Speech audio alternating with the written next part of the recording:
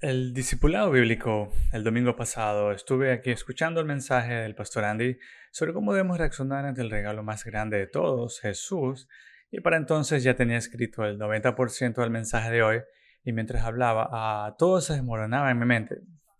Antes de que planeara hablar sobre cómo deberíamos hacer, me di cuenta mientras Andy hablaba de que también necesitaba explicar por qué deberíamos hacerlo. Y algunos de ustedes saben que últimamente tenía algunos problemas de salud y normalmente no hablaría de eso aquí, pero Dios lo usó y por eso lo que escribí no funcionó después del último mensaje de Andy. Tu sistema inmunitario tiene varias partes, el mío tiene una menos, me falta una. Por eso me enfermo todo el tiempo, con solo ver a alguien me enfermo. Me contagio. Hace unos 7 años estuve a punto de dejar el grupo de alabanza porque me enfermaba tan a menudo que no era confiable. Un médico me recetó un antibiótico llamado Bactrim durante los últimos 7 años y funcionó. Y se acababan las infecciones que tenía. Pero hace poco me hicieron una tomografía computarizada por un problema de oído y la tomografía detectó la parte superior de mis pulmones. El informe de esa tomografía indicaba en la parte anterior probablemente fibrosis pulmonar. No sabía qué era eso, así que lo busqué. La fibrosis pulmonar sin causa externa es básicamente una sentencia de muerte con un trasplante de pulmón de por medio.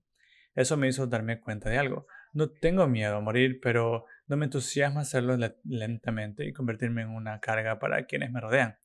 Así que intenté no entrar en pánico y pedí cita con un neumólogo para dentro de un mes. Eso fue lo más pronto que pude. Y el 17 de noviembre fui a la cita, me dijo que no creía que fuera fibrosis pulmonar, sino algo llamado neumonitis crónica. Dijo que creía que era una reacción al antibiótico de larga duración. Me mostró la tomografía computarizada y me explicó por qué era tan grave. Dijo que parecía que habría daño permanente, pero que no sabríamos cuánto hasta que empezara a sanar. Le comenté que estaba preocupado porque canto en la iglesia y me dijo, ¿tienes problemas para cantar? Y le dije, sí, y me dijo, ok. Y luego programó otra tomografía computarizada y me dijo que volviera dentro de un mes para evaluar el daño y decidir los próximos pasos. También me dijo que dejara el antibiótico Bactrim y empezara otro que no causara esa reacción. Y la reacción de la que hablamos es básicamente que tu cuerpo ataca tus pulmones como si fuera algo extraño, como si te hubieran hecho un trasplante o algo así. Y tu cuerpo literalmente ataca tus propios pulmones y causa una inflamación muy grave que se siente y parece como que si tuvieras neumonía, pero no lo es. La neumonía es una infección. Esto es una inflamación. Pero bueno, así que a las 11:30 de la noche del martes 2 de diciembre, esto es unas 2 semanas después, estaba en una ambulancia camino a St. Catharines con un problema. Aquí es donde el corazón pierde el ritmo y late semanalmente de una forma errática. Así que pasé los siguientes 3 días en el hotel Freder. Y el segundo día me hicieron una ecografía cardíaca igual que a las embarazadas, pero en el corazón después recibí una notificación en mi aplicación diciendo que el informe estaba listo.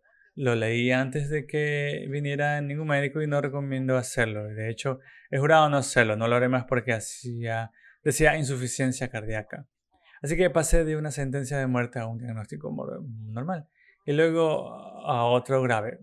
Al tercer día por fin me atendió mi cardióloga y su reacción fue, está mal, estás bien. La montaña rusa continúa, ¿verdad? Mi cardióloga es un personaje bastante peculiar. Me dijo, ¿qué te pasa y por qué te dio eso? Y como si supiera que lo supiera, pero a estas alturas ya lo sabía. Y bueno, tengo neumonitis, no bastaría con eso. Ella dijo, sí, eso es. Curó la fibrilación auricular con medicamentos y me envió a casa. El miércoles pasado tuve la cita de seguimiento con el neumólogo y me mostró las dos tomografías computarizadas. Las miró fijamente y dijo, voy a disculparme ahora mismo, ya sabes lo que va a pasar. Me dijo, ven aquí y mira esto. Y dijo, ¿cómo crees que se ve esto? Y siendo sincero, las dos fotos no parecían la misma persona. En una los pulmones estaban grises y con vetas por todas partes, en la otra eran negras y transparentes con solo dos puntitos blancos. Siempre dijo que no soy pesimista, soy realista, no soy realmente optimista, pero las fotos eran muy diferentes y dije, ¿sabes qué? No lo sé. Quizás este un 90% mejor y no más bien un 98% mejor. Y no hay nada, solo esos dos puntitos. Y le pregunté, ¿y eso qué significa? Y dijo, estás casi completamente curado. Entonces no hay daño permanente. Dije que ya no tengo nada más en los pulmones, ya no me limiten. Dijo que sí, entonces hice un par de preguntas más, básicamente, qué significaban. Y bueno, después de todo, mi cuerpo llevaba años atacando mis pulmones. Nos dimos cuenta de que mi última hospitalización, el fin de semana del Día de las Caídas del 2024, no había sido por neumonía, fue por neumonitis, inducida por medicamentos, lo que significa que este daño lleva al menos un año y medio. Mi cuerpo lleva atacando mis pulmones al menos ese tiempo. El neumólogo me dijo: quiero hacerme una ecografía más cuando vuelvas en 5 semanas. Después no creo que nos volvamos a ver. Y le dije, bueno, me cae bien, pero sí, esa sería mi preferencia. Salí de la cita un poco en shock. Es imposible que no haya daño, pero no lo hay. Y para mí eso solo podía significar una cosa. Todo esto de este tipo fue mucho para procesar y básicamente pasó en menos de 2 meses, casi todo en uno. Y ahora se acabó y estoy bien. De hecho, estoy literalmente mejor que en años y así pasé del por qué el que estaba pasando había terminado y me quedé solo procesándolo. ¿Por qué había pasado? ¿Por qué pasé por todo esto? ¿Tenía algún sentido? Desde la cita con el neumólogo hasta el miércoles anterior. Y cuando escuché el mensaje de Andy el domingo pasado no lo entendía. No, aún no lo entendía, pero sentí que Dios me estaba diciendo algo a través de todo. Simplemente no podía entender qué era. Y entonces Andy dijo algo sobre cómo Jesús era el mayor regalo de todos. Que los magos habían traído regalos, pero que los llevaban al verdadero regalo para la humanidad, Jesucristo. Ahora, nunca diré que Dios me lo dijo, ok. No soy alguien que diga escuchar la voz audible de Dios, pero a veces tengo la sensación de que algo podría ser de Dios, pero soy cauteloso y no le daría importancia, y ahí es donde termino con esto. Mientras escuchaba antes sentí que Dios me estaba diciendo esto y aquí vamos. Acabo de darle un pequeño milagro, un pequeño regalo y estás fuera de ti. Sientes tan fuertemente el verdadero regalo, el regalo de la salvación por el que Jesús murió para darte. Y fue en ese momento que me incliné y le dije a mi esposa, bueno, ahí va mi mensaje, acaba de ser reescrito. Y por cierto, es la primera vez que escribo uno de estos en una semana, espero que sea bueno. Todos hemos oído eso de que si alguien te diera $1.000.000, ¿cómo lo tratarías? ¿Te sentirías abrumado por gratitud? Ok, y harías todo lo que te pidan dentro de lo razonable. Y sentimos lo mismo de Jesús, de lo que hizo por nosotros. ¿Qué es lo que más vale la pena? ¿La situación de nuestra alma o el dinero que alguien más recibirá cuando muramos? Cuando contamos durante el servicio lo llamamos adoración. La música solo es un aspecto de la adoración. En realidad, cualquier cosa que hagamos para mostrarle a Dios lo valioso que es para nosotros es adoración. Mientras pensaba en esto, me dio curiosidad ver qué me diría una fuente no religiosa al respecto. Así que le pregunté a ChatGPT y la respuesta fue realmente interesante y fue inesperada. La adoración es el acto de atribuir valor, mostrar honor, reverencia, amor y devoción a alguien o algo considerado sumamente variable, valioso. Lo he hecho cientos de veces y es valioso. Ok. Y lo leo. Cuando adoramos a Dios, le atribuimos valor. Todo valor porque solo Dios es digno de adoración y alabanza. Y si consideramos a Dios como sumamente valioso, entonces, ¿qué? ¿Cómo no significa eso que debemos obedecer sus mandamientos? ¿Cómo podemos decir que alguien es sumamente digno y luego no obedecer sus mandamientos? Cualquiera que haya estado aquí por un tiempo sabe que en la iglesia de la ciudad de Kenosha nos tomamos muy en serio la gran comisión que se encuentra en Mateo 28, 18, 20. Y dice, Jesús le dijo, toda autoridad me ha sido dada en el cielo y en la tierra. Por tanto, vayan y hagan discípulos a todas las naciones, bautizándolos en el nombre del Padre y del Hijo y del Espíritu Santo, enseñándoles a obedecer todo lo que les he mandado. Y recuerden, yo estoy con ustedes siempre, hasta el fin del mundo. Así que nuestro mensaje principal hoy es que Jesús nos llama a todos a ser discipulados y a discipular a otros. Jesús nos llama a ser discipulados y a discipular a otros. ¿Por qué es tan importante la afirmación de autoridad de Jesús en esos versículos? Jesús dice, toda autoridad me ha sido dada en el cielo y en la tierra. ¿Y qué significa esto? Quiero profundizar en esto para que entendamos por qué es importante y por qué el Señor inició los siguientes mandatos de esta manera. Una de las cosas que olvidamos con tanta facilidad o simplemente desconocemos es que los jóvenes discípulos de Jesús conocían bastante bien el Antiguo Testamento. Vemos una y otra vez que conocían las Escrituras, pero quizás no las entendían tan bien como debían. No se indica si comprendieron lo que estaban escuchando en ese momento. Lo que estaban oyendo era la confirmación de lo profetizado en Daniel 7, 13 y 14. Yo miraba en la visión de la noche y aquí, con las nubes del cielo, venía uno como un hijo de hombre que llegó hasta el anciano de días y se acercó delante de él y le fue dado dominio, gloria y reino para que todos los pueblos, naciones y lenguas le sirvieran. Su dominio es eterno e inamovible y su reino es indestructible. Cuando Jesús les decía que no había duda, lo que Jesús les decía aquí es que ya no hay duda. Él es el Hijo de Dios. Y estas declaraciones que siguen con son sus mandamientos, aunque ciertamente no lo necesitaba en ese momento. Jesús estaba confirmando sus credenciales una vez más para asegurar que todos tuvieran completamente, que tenía la autoridad. Y en Filipenses 2, 8, 11 vemos que él, al presentarse como hombre, se humilló a sí mismo, haciéndose obediente hasta la muerte y muerte de la cruz, por lo cual Dios también lo exaltó hasta lo sumo y le concedió el nombre que es sobre todo nombre, para que el nombre de Jesús se doble toda rodilla de los que están en el cielo, en la tierra y debajo de la tierra, y toda lengua confiese que Jesús es el Señor para la gloria del Padre. ¿Por qué se le dio a Jesús toda la autoridad?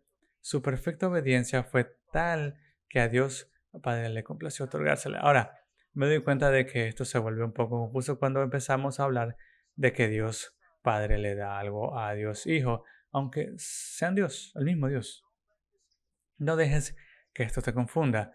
Hebreos 11:6 dice, y sin fe es imposible agradar a Dios, porque es necesario que el que se acerque a Dios crea que Él existe y que es adorador de quienes lo buscan. Cuando nos enfrentamos a algo así, se nos da la oportunidad de reaccionar con fe. Se nos da una oportunidad fácil de agradar a Dios. ¿Podemos realmente entender la idea de que Dios Padre le dio autoridad a Dios Hijo? Y siendo honestos, no necesariamente. ¿Y qué es lo que tenemos entonces? Solamente es tener fe. Y la Trinidad, aunque real, está más allá de nuestra capacidad de comprenderla por completo. Por lo tanto, el lenguaje que Dios usa para describir la actividad de la Trinidad probablemente también nos desafiaría y los discípulos reaccionaron con fe. Y eso es lo que debemos hacer también nosotros. Y como dije antes, lo que Jesús les decía aquí, al afirmar su autoridad, es que no debe haber duda alguna de que Él es Hijo de Dios. Estas declaraciones que siguen son sus mandatos y su autoridad para darles es absoluta. ¿Y qué significa esto por nosotros? Dicho sin rodeo significa que la gran comisión es la gran responsabilidad, no la gran sugerencia. Por tanto, id y hacer discípulos a todas las naciones, bautizándolos en el nombre del Padre, del Hijo y del Espíritu Santo, enseñándoles a guardar todo lo que os he mandado. Y recuerden, estoy con ustedes siempre hasta el fin del mundo. Así que, si llevan aquí un tiempo, probablemente hayan oído esto, pero ¿saben qué significa realmente? ¿Cómo lo hacemos? Bautizar a la gente no es tan difícil, todos sabemos cómo es, lo hicimos el fin de semana pasada y por cierto es la primera vez que bautizamos gente el domingo antes de Navidad desde que reiniciamos la ciudad de Kenosha y corre el rumor de que podríamos volver a hacerlo en enero, así que muy bien. Y sí, estoy muy emocionado, es increíble ver cómo sigue sucediendo esto. Y lo de enseñarles a obedecer todo lo que les he mandado también es bastante sencillo, pero hacer discípulos, ¿en qué consiste? Es algo que parece simple, pero que hoy en día no nos resulta del todo claro. Si no llevas mucho tiempo aquí o eres nuevo en la fe, quizás no sepas de qué se trata. Lo que el Señor les dice a sus discípulos aquí es que salgan y hablen de él a otros y primero que nada que hagan conversos y luego se atreven a enseñarles cómo ser verdaderos seguidores de Jesucristo. Así que les dice a sus discípulos que se conviertan en hacedores de discípulos o discipuladores y les dice que enseñen o discipulen a los conversos, quienes deben estar en Cristo. Y a primera vista parece que la responsabilidad recae únicamente a quien hace discípulos. Hacer, bautizar, enseñar. Y todos estos son verbos de acción. Los mandatos son todos para quienes hacen discípulos, pero ¿alguna vez has intentado enseñarle a alguien algo que no les interesaba? Lo cierto es que quien hace discípulos no puede hacer gran cosa si el discípulo no está motivado o ni involucrado. Imagina que estás viendo un partido de fútbol. El jugador de la banca, este jugador ofensivo, el entrenador lo manda al campo por su primera jugada como profesional. Ese jugador sale emocionado buscando la oportunidad de marcar la diferencia y demostrarle al entrenador que va en serio. No es solo un aroma, como un acuerdo mental sobre el concepto. Y no es como, bueno, estoy aquí, sería chévere ganar. Supongo que se me ocurriría algo sobre la marcha. Intentaré algo de anotar. Y ya se me ocurrirá algo. No, para nada. En cambio, corre, se coloca, escucha las instrucciones del mariscal de campo tras haber estudiado y comprendido el libro de jugadas y luego hace todo lo posible por ejecutarlas y hacer exactamente lo que le dijeron para que el equipo tenga la mejor oportunidad de avanzar o de anotar. Ahora, resulta curioso pensar en Jesús y sus discípulos como un equipo de fútbol americano, pero funciona si lo imaginamos como el entrenador Jesús, donde la gran comisión, al mariscal de campo como el hacedor de discípulos y el jugador ofensivo como el discípulo. Recuerden que el entrenador también le da jugadas al mariscal de campo. Al dirigirse aquí a sus discípulos, las palabras de Jesús se dirigen a ellos como hacedores de discípulos, indicándoles qué hacer antes que el hacedor de discípulos puede enseñar a discípulos. Y esto primero necesita saber qué significa ser discípulo y cómo serlo. Así que el llamado de Jesús aquí no se dirige solo al que discípula, sino también al que lee sus palabras y debe ser discipulado. Para que el discípulo se comprometa y tenga ganas de aprender y participar activamente, el rol de seguidor de Cristo es convertirse primero en discípulo y asumir la mayor responsabilidad posible por su propia transformación. Dicho de otro modo, el primer discípulo de Jesús que tenemos la responsabilidad de formar es nosotros mismos. Para ser un hacedor de discípulos, primero hay que ser discípulo. Los hombres a quienes Jesús llamó a ser discípulos respondieron a ese llamado y se sacrificaron para ser discípulos. Pero, ¿cuánto más ganaron de lo que perdieron? Hay dos grandes palabras que usamos para referirnos a dos aspectos distintos de convertirse en cristiano y ser cristiano. Estas palabras son justificación y santificación. Los escuchamos mucho y quizás no las explicamos siempre, pero ¿qué significan? Es importante entenderlas, así que empezaremos con la justificación, ya que de todos modos es lo primero. Cuando entregas tu vida a Jesús, al admitir que eres pecador, arrepentirte de tu pecado y pedirle que te salve, eres justificado en ese momento. De una vez y listo. En este punto, Dios Padre te considera perdonado de tus pecados pasados, presentes y futuros. La justificación es una transacción legal, una declaración de Dios de que ahora estás en Cristo. No podemos aportar nada a ello ni dar nada a cambio. Es un regalo y no se puede quitar. La semana pasada, Andy mencionó a un ladrón en la cruz en Lucas 23, 39, 43. Entonces uno de los malhechores que estaban colgados comenzó a insultarlo a gritos. ¿No eres tú el Mesías? Sálvate a ti mismo y a nosotros. Pero el otro respondió, reprendiéndolo, ¿ni siquiera temes a Dios ya que sufres el mismo castigo? Nosotros somos castigados con justicia porque recibimos lo que merecemos por nuestras obras. Pero este hombre no ha hecho nada malo. Y luego dijo Jesús, acuérdate de mí cuando venga a tu reino. Y le digo, de cierto te digo que hoy estarás conmigo en el paraíso. El segundo ladrón claramente creyó en Jesús y le pidió que se acordara de él cuando viniera a su reino. Jesús le respondió que estaría con él hoy en el paraíso. El ladrón fue justificado. Esto se debe a su fe y creencia. Su pecado fue cubierto por la sangre de Cristo y fue salvo. En el momento en que depositó su fe y confianza en Cristo, fue salvo y justificado. Quizás lo encontremos algún día en el cielo. Su condición cambió de pecador, destinado al infierno, a creyente en Cristo, destinado a la vida eterna en un instante. Así que es salvo, pero nunca tuvo la oportunidad de santificarse. Nunca tuvo la oportunidad de ser discipulado y seguir a Jesús. A la mayoría de quienes permanecemos en la tierra por un tiempo después de la justificación, se nos manda a santificarnos. La santificación es un proceso continuo. Técnicamente significa santificarse, purificarse o apartarse para un propósito santo. Y en esencia significa que debemos asemejarnos más a Jesús cada día. El discipulado es cuando asumimos la responsabilidad y recibimos la ayuda de otros, generalmente mayor en la fe, para santificarnos más. Pero la responsabilidad de ser discipulado recae en el discípulo, Jesús no impuso el discipulado a sus seguidores, se lo ofreció y ellos aceptaron. Recuerda, no puedes dar a alguien lo que no tienes. Antes de convertirte en un hacedor de discípulos, como Jesús manda, primero tienes que ser discipulado. Entonces, ¿cómo es que esto realmente es? Hablamos mucho de ello, pero ¿qué se espera realmente que hagamos? ¿Qué jugadas les ordena el entrenador de mariscales de campo? ¿Y cuáles son las instrucciones que estos dan a los nuevos jugadores? Así que el primer punto es, el discipulado bíblico significa obedecer los mandamientos de Jesús. Jesús dijo no solo aprenderlos, Jesús dijo que los verdaderos discípulos escuchan sus palabras y las ponen en práctica. ¿Ok?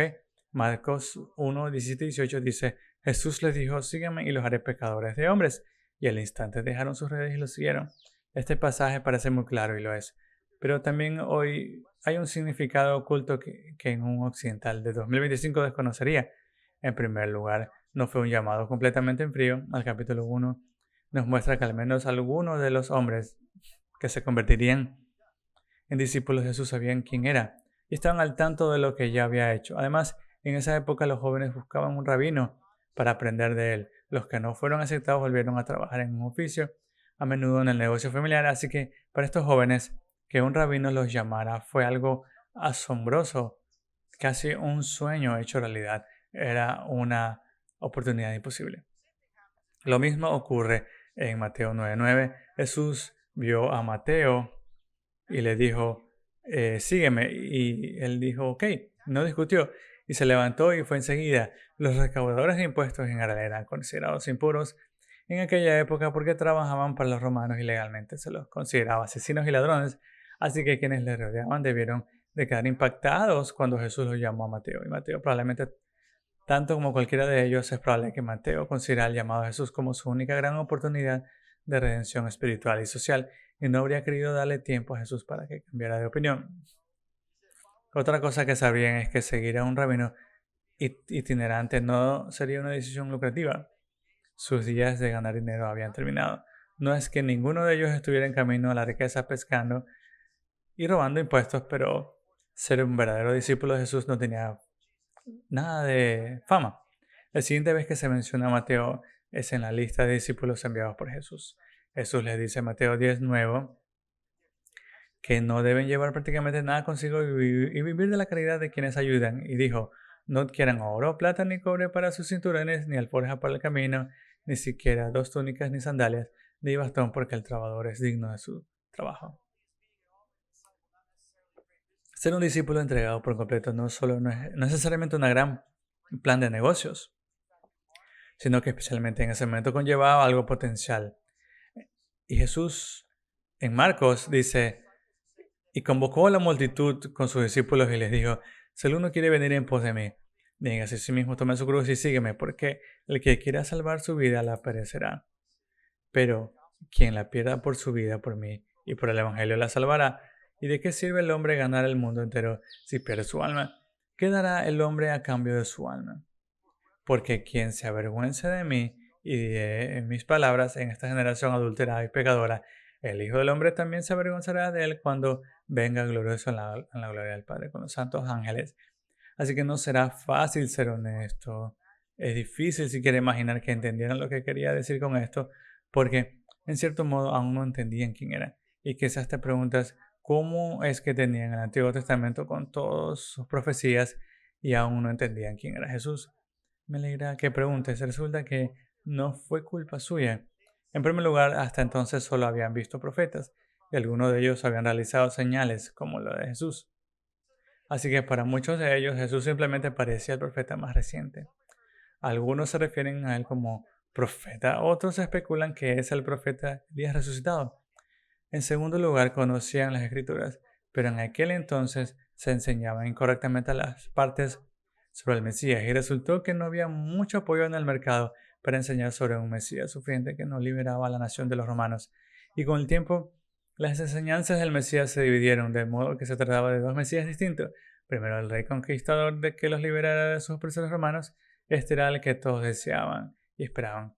Y luego un siervo sufriente que traería salvación espiritual, el que todos no entendían.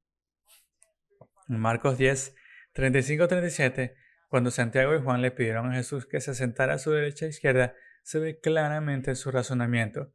Esperaban que Jesús se levantara, expulsara a los romanos y tomara su lugar como rey, y pedían puestos de honor en su reino. Y al saber esto, la respuesta de Jesús cobra mucho más sentido. De igual manera, Pedro reprendió a Jesús cuando empezó a hablar de la cruz. ¿Por qué Pedro haría esto? Acaba de identificar correctamente a Jesús como el Hijo de Dios, el Mesías. El problema es que estaba pensando en el Mesías equivocado. Ir a la cruz era absurdo para un rey conquistador. En cierto modo, lo arruina todo.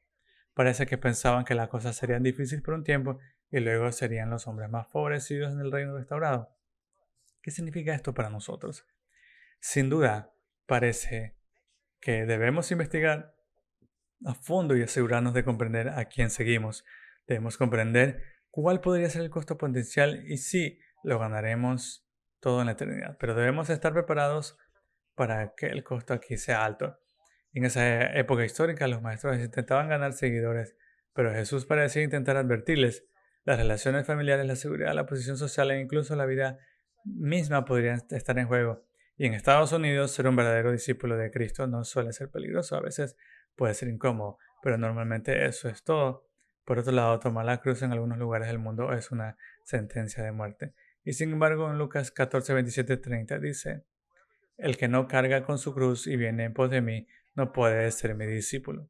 Porque ¿quién de vosotros, si quiere edificar una torre, no se sienta primero a calcular el coste, a ver si tiene lo suficiente para terminarla? No sea que cuando haya puesto los cimientos y no puede terminarla, todos los que lo vean comienzan a burlarse de él diciendo: este hombre comenzó a edificar y no pudo terminar. Asimismo, en Mateo 10, 37 dice: el que ama a su padre y a su madre más que a mí no es digno de mí. Y el que ama a su hijo y a su hija más que a mí no es digno de mí. Y el que no toma su cruz y sigue en pos de mí no es digno de mí. El que haya hallado su vida la perderá. Y el que haya perdido su vida por mí la hallará. El Señor no nos manda a despreciar a nuestra familia aquí. Eso entraría en conflicto con sus propios mandatos anteriores. Entonces, ¿qué quiere decir? Básicamente quiere decir que ser discípulo de Jesús no es algo que debe tomarse a la ligera. Incluso aquí en Estados Unidos, uno de los lugares más amigables con el cristianismo que el mundo haya visto, no es raro perder a familiares y amigos y ser rechazado simplemente por profesar a Cristo. Me ha pasado y seguro que a algunos de ustedes también. Es una decisión profunda que requiere una comprensión total y de absoluto, requiere lealtad absoluta. El discípulo de Cristo pertenece 100% a Jesús. No hay medidas parciales. Se entra por completo o se sale por completo. ¿Obedeceremos los mandatos de Jesús o no? Y ok. Ya está mi perrito. ¿Cuántos de ustedes tienen o han tenido un perro? Debería preguntarles, ¿quién no ha tenido perro nunca? ¿Hay alguien aquí que nunca haya tenido un perro? Ok, muy bien. Y esta es Daisy. Era un gran perro y estuvo con nosotros casi 7 años. Nos dejó en noviembre y lo echamos mucho de menos. Cuando lo adopté para nuestras hijas pensé que era un retriever. No sé mucho de perros, así que ahora sí, no lo sabía. Entonces, la Sociedad Protectora de Animales no te dice la raza por si acaso es difícil y cambias de opinión. Resulta que era una de esas. No la adoptaban porque la gente sabía lo que era. Pero yo no. Para mi hija era la grande y esponjosa blanca. O sea, yo quiero la grande y esponjosa blanca. Así que, papás, manténganse fuertes.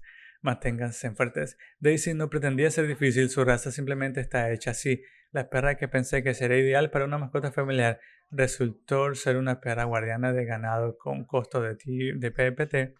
Por pasar su primer año de vida en varios refugios de Tennessee, estos perros se crían para cuidar ovejas, cabras sin supervisión. Son conocidos por uno de ellos que elimina una manada de coyotes a la vez cuando sea necesario, y fueron criados para operar de forma autónoma y tomar sus propias decisiones. Y cada 4 de julio, durante los 7 años que la tuvimos, era horrible. Al igual que la Noche Nueva, así como las otras 14 ocasiones del año, los de Kenosha se ven obligados a encender fuegos artificiales mientras los otros dormimos. Y podía oír los fuegos artificiales de los fuegos dentro de unos 3 kilómetros de nuestra casa en línea recta. Estoy casi seguro de que oía crecer la hierba y ladraba a cada paso. Un solo fuego artificial daba para unos 25 lederos encendedores. En fin, quienes tienen o han tenido lo saben. Hay algo en ellos que siempre te derrite el corazón y es que tu perro siempre se alegra al verte. A diferencia de tu hijo adolescente, tu perro nunca te mira de reojo ni te ignora al entrar. Cada especie reacciona de forma distinta, pero todos los perros se alegran mucho de verte. ¿Y qué es lo que todos odiamos o detestamos tener un perro? Es cuando no nos escuchan ni nos obedecen. Algo que desconocía de la raza de los grandes de estos perros, además de su existencia, era de que hacen cualquier cosa que les pidas siempre y cuando la idea sea suya. Son famosos por ser difíciles de entrenar para hacer cualquier cosa, salvo ladrar y tumbarse en la nieve, algo que iban a hacer de todas formas. Nuestro primer invierno, por cierto, con esta perra la dejamos salir al patio y no teníamos vallas ni nada, simplemente todo el patio estaba vallado y nos llevó horas conseguir que entrara. Y mírala, sabes, obviamente es un perro de nieve. Los vecinos llamaron a la policía y todo. Tuve que ir a decirles, si me ayudan a meter a la perra, con gusto la traeré. Incluso siendo el hombre mayor de la casa, el alfa en cuanto a perros, te ven simplemente como un ejemplo más de responsabilidad para protegerte de todos los enemigos, tanto extranjeros como nacionales, como mejor les parezca. Si eso significa ladrar tan fuerte como un arma nuclear táctica en la sala durante 10 minutos porque una hoja se movió en una rama a 9 metros de la ventana, entonces eso es lo que significa. No importa cuántas veces le exijas que pare. Esa terquedad podría pasar por la de un perro, pero nunca funcionará con un discípulo. Y segundo punto, la lealtad y la obediencia son lo primero. Ser discípulo significa lealtad y obediencia. Para el discípulo, la lealtad y la obediencia son primordiales. Y voy a hacer una acotación aquí porque hago esto cada vez que vengo. Mi prioridad es la alfabetización bíblica y quiero mencionarla y conectarla. Es necesario que el discípulo tenga una sólida comprensión práctica en las escrituras. Como anciano, las escrituras me dicen que mi principal responsabilidad es ser pastor. No tengo formación académica, no he ido al seminario, pero tengo 22 años de estudio bíblico y eso significa que soy un novato. Nadie podría vivir lo suficiente para saber todo lo que dicen las escrituras. Pero siempre que me topo con algo que no entiendo, me esfuerzo por aprender su significado y trato de ayudar a quien pueda con esto. Así que, si encuentras un pasaje de las escrituras que no entiendes o algo te parece extraño o sin sentido, es una invitación a profundizar, porque te aseguro que no hay nada sin sentido en la Biblia. Así que con gusto intentaré ayudar. Quizás sepa la respuesta o no. Quizás lo encuentre o quizás no. Pero haré todo lo posible para averiguarlo. Así que si tienes alguna pregunta y no sabes cómo responderla, puedes escribirme en john@kenosha.church si no lo recuerdas. Bueno, y puedes escribirme o por Facebook también y puedo ayudarte porque ese es mi trabajo. Y recuerden que Jesús dijo, enseñándoles todo lo que les he mandado. No podemos saber todo lo que Jesús ordenó sin entender lo que dijo en las Escrituras.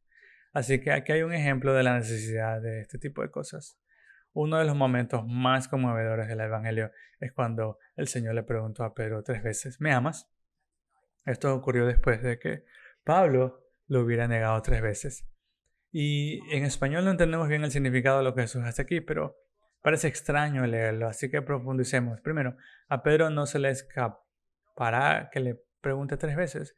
Esas fueron las veces que Pedro negó siquiera conocerlo. Pedro lo hizo junto a una fogata en el patio y Jesús le preguntó 3 veces junto a una fogata que había encendido, no para calentarse, sino para preparar el desayuno. ¿Y por qué? La arrogancia de Pedro al afirmar que nada podía llevarlo a negarle a Jesús, que incluso moriría por él, le había salido fatal. No se dice que en sí Pedro no podía en sí hacer o creer en sí Jesús.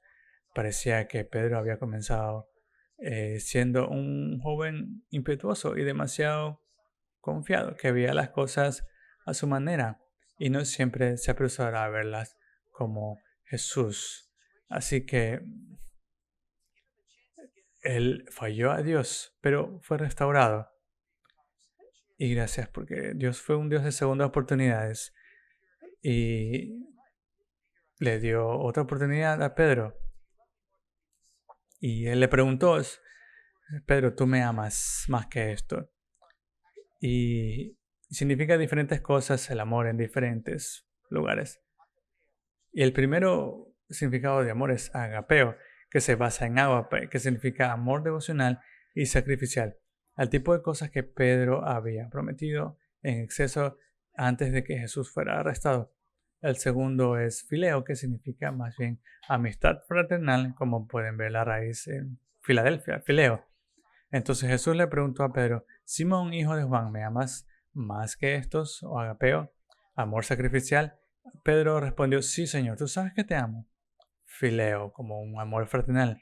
Y bien, la respuesta a Pedro es un paso más bajo de la que Jesús. De nuevo, Jesús le pregunta a Pedro, Simón, hijo de Juan, ¿me amas? Agapeo. Pedro respondió, sí, Señor, tú sabes que te amo, como un amor fileo. Jesús le responde, apacienta mis ovejas. Y por tercera vez Jesús le pregunta a Pedro, Simón, hijo de Juan, ¿me amas? Pero esta vez Jesús baja la voz y le dice como fileo, ¿me amas? Pedro responde, probablemente con alivio, sí, Señor, tú sabes que te amo, fileo. Jesús le responde, apacienta mis ovejas. Bueno, hay diferentes opiniones sobre este pasaje. Me sorprendió encontrar una en la que alguien pensaba que estos cambios de terminología eran solo para no repetir lo mismo una y otra vez. Y yo dije, no, eso es totalmente al revés, no hay posibilidad de que sea correcto. Para ser honestos, todavía no he visto nada en las escrituras que sea tan incidental. Si dice que Jesús usó una palabra en particular, creo que el Espíritu Santo impulsó a Juan a registrarla con precisión. Y creo que las palabras agapeo y fileo se usaron intencionalmente y al hacerlo para enfatizar un punto. Así que veamos qué sucede aquí.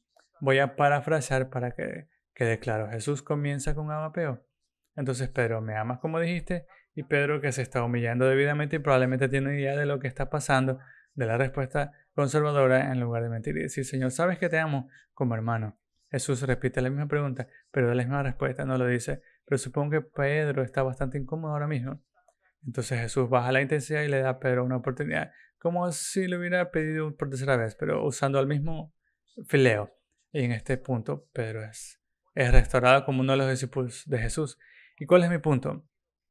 Es que la lealtad y la obediencia son requeridos de un discípulo y no deben tomarse a la ligera. Y segundo, la humildad es la base para seguir a Jesús correctamente. Y tercero, ningún discípulo es perfecto, somos humanos. Y aunque Pedro, que vivió con Jesús, no pude acertar, es casi seguro que nosotros tampoco lo haremos siempre. Y punto número 4. Para ser discípulos apropiados debemos entender esta escritura como la acabamos de mencionar, profundizando un poco más en lo que parece extraño. ¿Por qué? ¿Qué hay detrás? ¿Qué dicen los idiomas originales? ¿Cuál es el contexto? ¿Qué aspectos históricos hay detrás de esto? ¿Qué significa en aquel tiempo para aquellas personas? Así que Pedro bajó la cabeza, cerró la boca y dejó que el Señor lo corrigiera y fue restaurado. Humildad, arrepentimiento y restauración. Al analizar las narraciones donde Pedro tropieza, es fácil en retrospectiva criticar. Nunca lo hagas. Pedro eligió a unos varios para el equipo y el equipo somos nosotros. Esos ejemplos no dicen más que lo que mayoría de los que dicen sobre los demás discípulos. Nos enseñan, nos advierten y nos discipulan. Hay un segundo huevo de Pascua en ese pasaje. Jesús dice tres maneras: sé pastor de mi pueblo. La primera vez que le hizo la pregunta a Pedro, le respondió: apacienta mis corderos. Y la segunda vez, pastorea mis ovejas. Y la tercera vez, apacienta mis ovejas.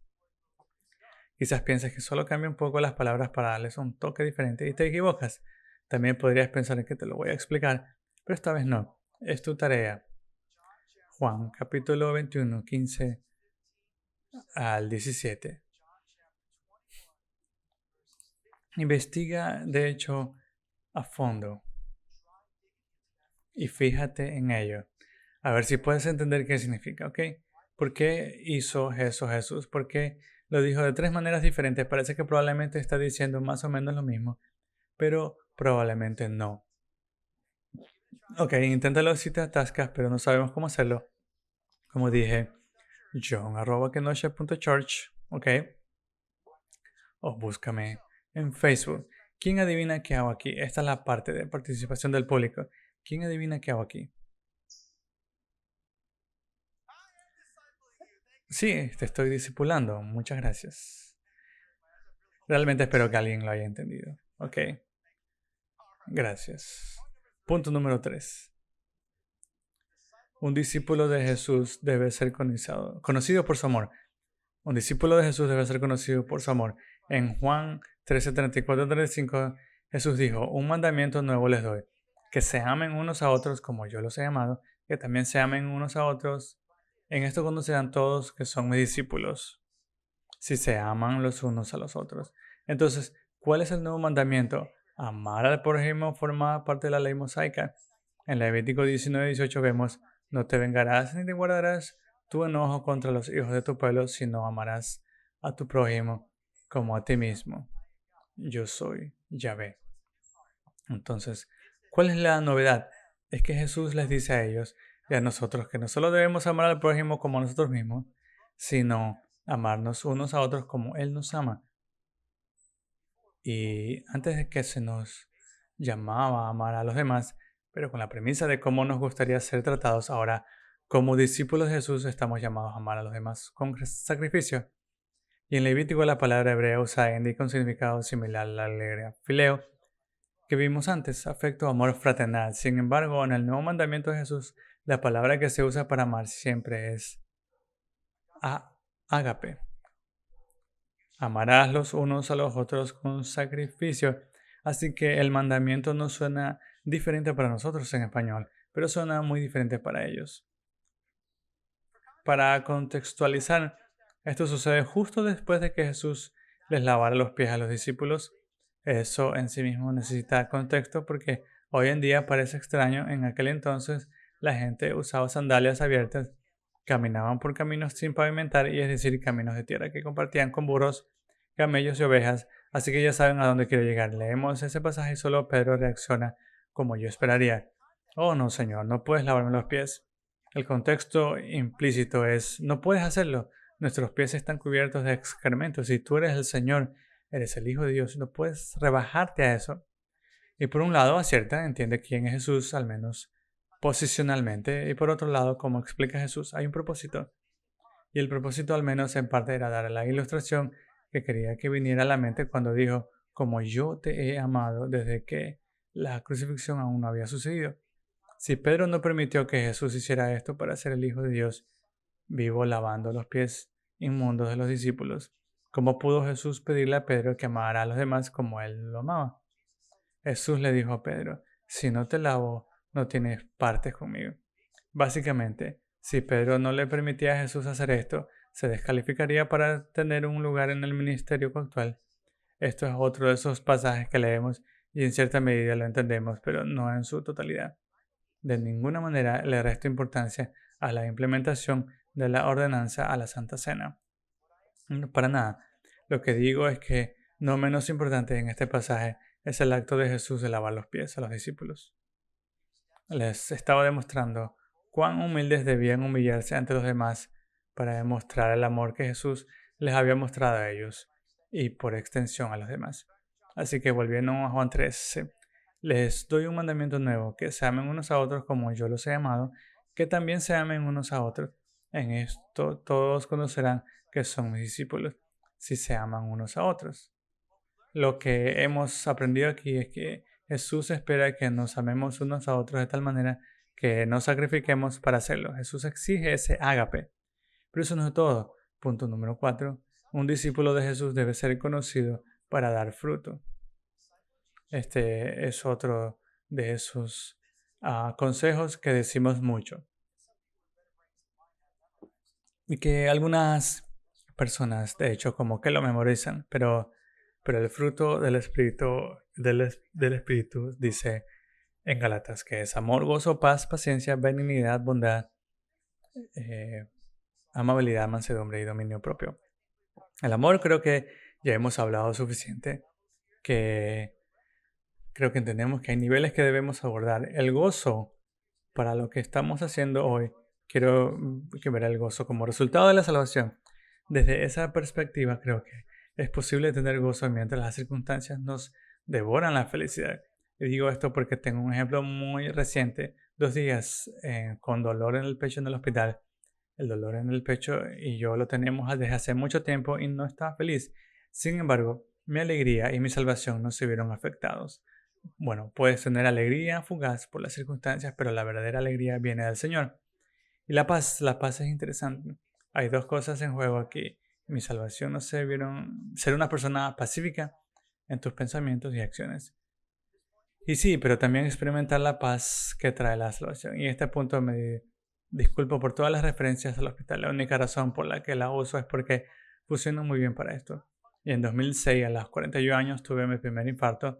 No fue agradable estar en urgencias porque el médico no fue tan minucioso como me hubiera gustado. Básicamente intentó mandarme a casa por una receta de Pepsi. Así que le pedí que se fuera. Le dije que se fuera y le dije que envíe a alguien que me tome en serio. Un asistente médico joven entró y me puso una pastilla de nitroglicerina debajo de la lengua y en 3 segundos me dijo, me siento bien, ya me puedo ir a casa. Y él me dijo, no, no te puedes ir. Así que ¿a qué me refiero? Mientras todo esto sucedía, noté algo inesperado. No me preocupé en realidad. Ni siquiera me preocupé tanto. Entendí que estaba sufriendo un infarto y no tenía ni idea de lo grave que era, ni que podía morir. Me preocupaba la idea de dejar a mi familia, ya que mis hijas tenían 6 y 3 y somos una familia donde solo vivimos, pero no preocupado en lo más mínimo. Sentía una paz que nunca antes había sentido. Esa paz forma parte del paquete que viene con la salvación. El comentario de Adam Clark tiene esta gran afirmación. La paz es el primer fruto perceptible del perdón de los pecados. Estoy totalmente de acuerdo. El discípulo de Cristo debe manifestar esa paz. Ahora, esto no significa que nunca haya situaciones en las que la paz llegue después. Significa que la base de tu ser debe estar en paz en ese nivel. Lo siguiente es la paciencia, quien quiere prescindir de ella. ¿Ok? Esta no parece ser parte del paquete. Es algo en lo que nosotros como discípulos tenemos la responsabilidad de trabajar. Consideren la paciencia que Jesús demostró con los discípulos. Aunque a veces se frustraba por su terquedad, permaneció con ellos. Casi nada arruinará nuestro testimonio más rápido que nuestra petulante de impaciencia. Y apuesto a que casi todos nos encogimos cuando dije eso y pensamos en esa ocasión. Yo también me incluyo ahí. De hecho, me atrevería a decir que si nuestra paciencia no es realmente notable en público, debemos cultivarla. Tengo una cruz colgada de una cuerda en el espejo retrovisor de mi camioneta. No está ahí para mostrarle que soy cristiano. Es para recordarme que debo dejar que el Espíritu Santo me guíe y no mostrar impaciencia. Y esa bondad. Jesús solía detener lo que estaba haciendo o ir a donde iba para mostrar bondad y sanar a un enfermo. En Mateo 4:23 dice, Jesús recorrió toda Galilea, enseñando en las sinagogas de ellos, proclamando la buena nueva del reino y sanando toda enfermedad y dolencia en el pueblo. Jesús no tuvo que sanar a muchas personas para establecer sus credenciales. Un par de curaciones milagrosas de gran visibilidad habrían sido suficientes. Pero en cambio, Jesús mostró una tremenda bondad de sanar toda enfermedad y dolencia entre la gente. Según este versículo, esa bondad no solo debemos abstenernos de toda forma y apariencia de maldad, sino que también debemos esforzarnos por hacerle bien a los demás como algo natural. El otro día, al otro lado de la calle, un tipo de mi edad o mayor intentaba romper el hielo en las esquinas de la entrada. Es el padre de la mujer que vive allí con su esposo y un pequeño. Dice que tiene mi edad. No pude ayudarlo en ese momento porque tenía que ir a algún otro sitio. Sin empezarlo mucho, entré al garaje, cogí mi pico y lo traje.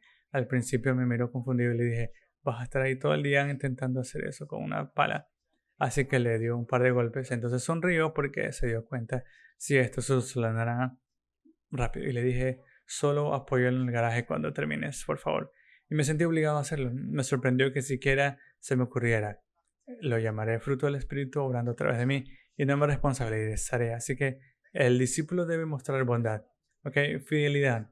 Busqué esto también pensando que se trataba de fidelidad religiosa, solo para descubrir que aquí se usa como ser un nombre de la palabra. La definición de griego parece indicar como una fe religiosa, pero los comentarios se inclinan a decir que significa que se puede confiar en todo lo que se promete o debe, o con seguridad. Y básicamente ambas son gentileza. Distinguir la gentileza de amabilidad es difícil de encontrar el significado, ya que los comentarios que revive significan lo mismo. Así que el espíritu gentil o sereno, el tipo de comportamiento de conquista a la gente, autocontrol, saco esto del comentario de Albert Barnes, así que la culpa es suya. El cristiano no solo se abstendrá de bebidas embriagantes, sino también en toda pasión excitante será moderado en su manera de vivir y en el control de su temperamento. Si esto no le afecta en nada, va muy bien. Y sí, y el punto número 5. Los discípulos van por todo el mundo. Los discípulos o el discipulado es aprender a seguir a Jesús, pero también es preparación para la misión, salir y compartir el Evangelio, hablarles a otros de Jesús y ser alguien a quien puedan tomar en serio, porque así discípulo y actúas como hablas. Jesús dijo, vayan, me alegra que tenemos el resto del pasaje, pero incluso si solo hubiera dicho, vayan, habría sido bastante claro. Salgan, cuénteles a otros, enséñeles. Juan capítulo 20 y 21 dice, dicho esto les mostró las manos y el costado, y los discípulos se alegraron al ver al Señor. Y Jesús les dijo nuevamente, la paz sea con ustedes, como el Padre me envió, yo también los envío. Los discípulos son enviados al mundo con el propósito de expandir el reino, guiando a la gente al único nombre que puede salvar. El nombre de Jesucristo. Entonces, ¿qué sigue? Un breve resumen. He hablado de los discípulos, he hablado del discipulado. Había mucha información. Podría haber hecho 2 con esto. Intenté elegir lo que considere más importante, pero en realidad todos son importantes. Ahora, deberíamos tener una idea bastante clara de que la responsabilidad del discipulado se divide entre el discípulo y el hacedor de discípulos, que ambos deben estar comprometidos para que funcione bien. Y ahora sabemos que cada uno de nosotros es responsable de ser discípulos antes de poder obedecer y hacer discípulos. También he hablado por qué es importante el discipulado. Primero, porque Jesús lo dijo, y segundo, gracias. Y segundo, porque este es el método que Dios eligió para difundir el Evangelio. Y si Dios lo eligió, adivina qué, significa que es la mejor manera. Así que a medida que avanzamos, es importante que obedezcamos y seamos estudiantes, recordando que nadie termina nunca y que siempre hay más que aprender y más posibilidades de mejora. Así que vamos, ¿qué es el discipulado? El discipulado es relacional, ¿ok? No se trata solo de aprender un montón de cosas, sino de seguir a Jesús. El discipulado es costoso. Puedes perder familia, amigos, quizás un trabajo, puedes perder algunas cosas. Y sí, y es también transformador. Nos hará dar fruto y obediencia.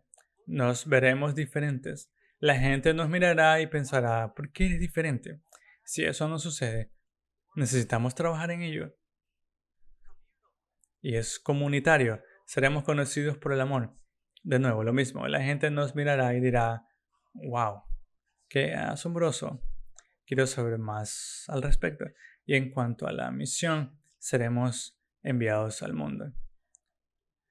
Vayan pues de este punto.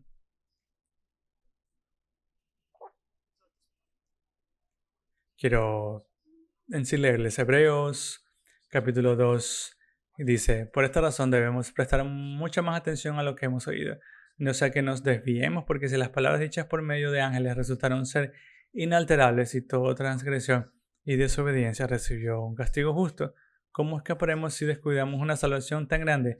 Esa salvación anunciada primero por el Señor nos fue confirmado por los que oyeron, y Dios también testificó con ellos mediante señales y prodigios, diversos milagros y los dones del Espíritu Santo según su voluntad. Los versículos 9 al 13 dicen, pero vemos a aquel que fue hecho un poco menor que los ángeles, Jesús, a causa del sufrimiento de la muerte, coronado de gloria y honor, para que por la gracia de Dios probara la muerte por todos, y que venía aquel para quien son todas las cosas y por quien son todas las cosas, y que lleva muchos hijos a la gloria, para perfeccionar mediante sufrimiento al autor de su salvación. Porque tanto el que santifica como el que son santificados son todos uno, por lo que no se avergüenza de llamarlos hermanos, diciendo: recordaré tu nombre a mis hermanos en medio de la asamblea, cantaré tu alabanza, y de nuevo confiaré en él. Y de nuevo, he aquí, soy los hijos que Dios me ha dado. ¿Eres tú uno de los hijos que Dios le ha dado ahora mismo? Si hoy no lo eres y no estás seguro, en Romanos 10:9 Pablo dice que si declaras con tu boca que Jesús es el Señor y crees en tu corazón que Dios lo levantó de entre los muertos, serás salvo. Quizás piensen que eso es demasiado fácil, demasiado simplista. Recuerda lo que escuchamos antes. Jesús, acuérdate de mí cuando llegues a tu reino. Y le dijo: de cierto te digo hoy, que hoy estarás conmigo en el paraíso. Él creyó y expresó su fe pidiéndole a Jesús que lo salvara. Y eso es todo lo que necesitas hacer. Así que oremos. Padre, te agradecemos mucho por todo lo que has hecho por nosotros, por enviar a Jesús a vivir con nosotros, morir por nosotros y salvarnos de nuestros pecados. Señor, sabemos que necesitamos una relación contigo para ser salvos. Sabemos que debemos entregar nuestra vida a Jesús. Así que, Señor, te pido en este momento, si hay alguien en esta sala que no te conoce como Señor y Salvador, tome la decisión hoy de no salir de este edificio hasta que se haya reconciliado contigo. No tenemos un momento más garantizado. Escucha, todas mis cositas del hospital nunca me garantizaron otro momento. Dios fue increíblemente misericordioso conmigo. Quizás la próxima vez no lo sea. No lo sé, pero nunca nos garantiza otro momento. Este es tu momento. Si no cuentas o tienes una relación con Jesús, simplemente puedes hacerlo. Así que si aceptas a Jesús en este momento, lo que quiero que hagas, con los ojos cerrados y la cabeza inclinada, con la cuenta de 3, por favor, levanta tu mano. 1, 2, 3. Gracias.